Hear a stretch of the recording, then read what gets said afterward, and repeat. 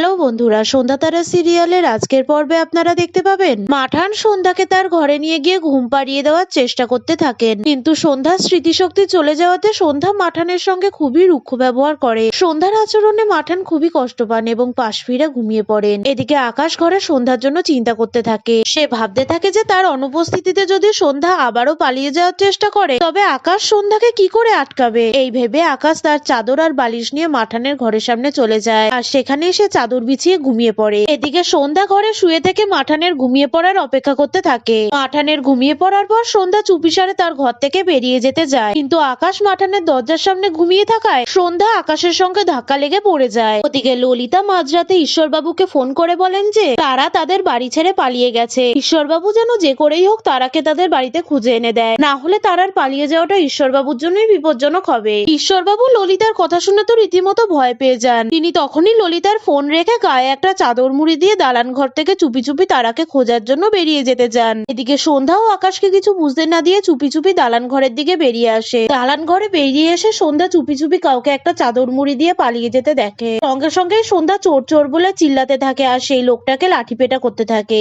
সন্ধ্যার চিল্লামিল্লির আওয়াজ পেয়ে বাড়ির সমস্ত সদস্যরা একত্রিত হয়ে যায় আর সেই লোকটার ওপর থেকে চাদর সরিয়ে দেখতে পায় যে চাদরের তলায় ঈশ্বরবাবু রয়েছেন। আকাশ ঈশ্বরবাবুকে এইভাবে চাদর মুড়ি দিয়ে বাড়ি থেকে পালিয়ে যাওয়ার কারণ জিজ্ঞেস করলে ঈশ্বরবাবু পাল্টা আকাশকে কি বলবেন ঠিক বুঝে উঠতে পারেন না। তাই তিনি পাল্টা মাঠানকে বোঝানোর জন্য বলেন যে সন্ধ্যার স্মৃতিশক্তি হারিয়ে যাওয়ার জন্য যেই লোকটা দায়ী ঈশ্বরবাবু সেই লোকটিকেই এই রাত্রিবেলায় ধরতে যাচ্ছিলেন। সন্ধ্যার তো ঈশ্বরবাবুর কথা একদমই বিশ্বাস হয় না, তাই সন্ধ্যা ঈশ্বরবাবুকে বলে যে সেও ঈশ্বরবাবুর পেছন পেছন যাবে। এরপরে ঠিক কি হতে চলেছে বন্ধুরা জানতে হলে আমার চ্যানেলটিকে সাবস্ক্রাইব করে পাশে থাকুন।